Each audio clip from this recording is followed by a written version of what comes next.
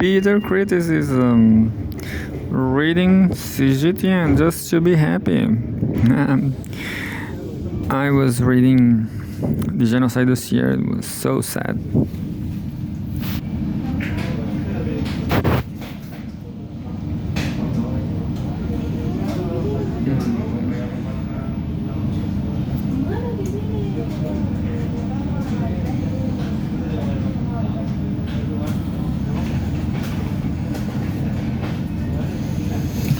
Wang Yi, everyone's friend, China, August 15.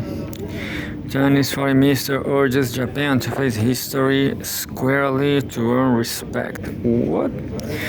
There's a photograph of Wang Yi, a member of the Political Bureau of the Communist Party of China Central Committee and Chinese Foreign Minister. Quite a curriculum, quite a profile. Such a nice guy. Chinese Foreign Minister Wang Yi urged Japan to learn from history to earn respect and avoid straying onto the wrong path again on Friday. Such a big game. This is not just big game, this is colossal game. Colossal game. The 18th anniversary of Japan's unconditional surrender in World War II. Yeah, you know Japan, yeah, might be. Japan might be.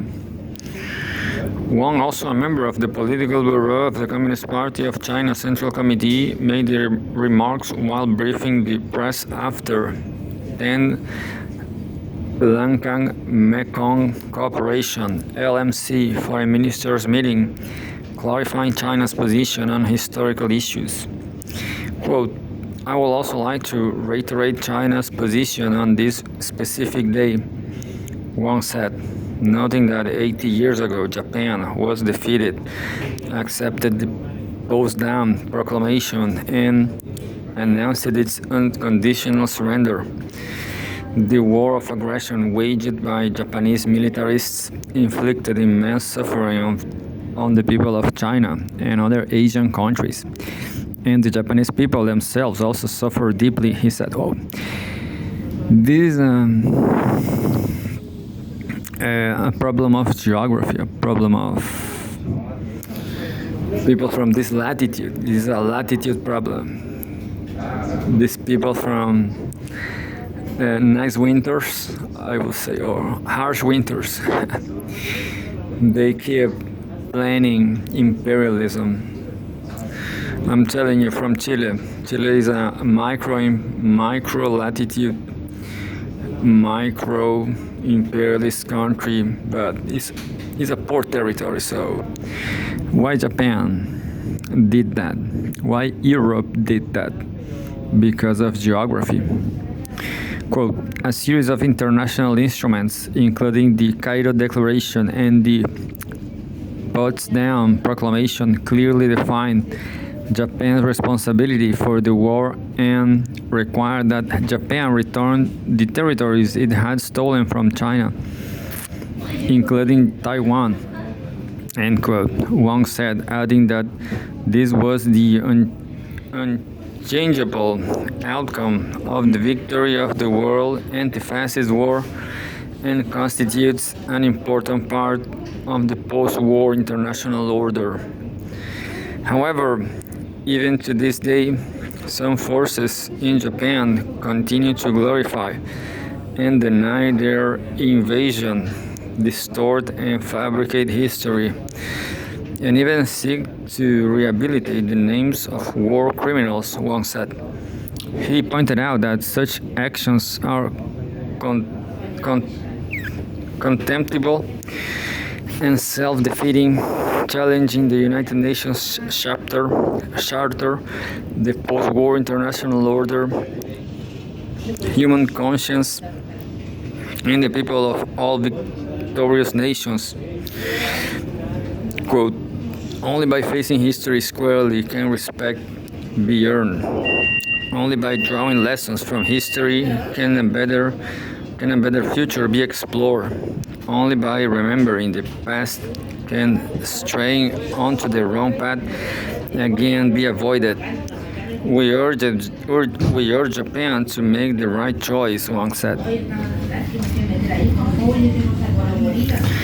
And the source was Xinhua News Agency. And Alaska meeting and stuff. No, I'm not going to read Alaska stuff. I'm just going to read economy.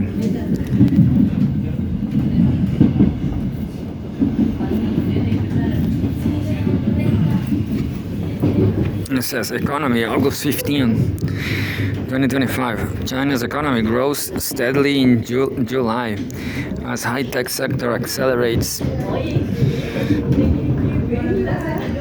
And there's a photograph. Industrial robots operate on the production line in a factory in Guangzhou, East China's Jiangsu province.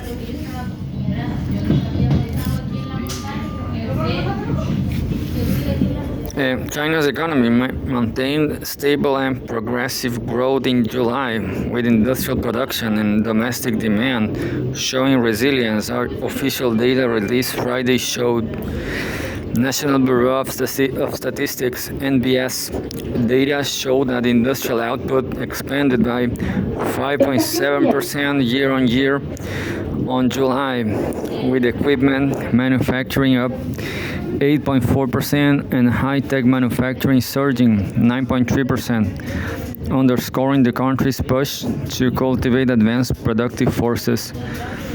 This is the kind of institutional but nice news. Interesting.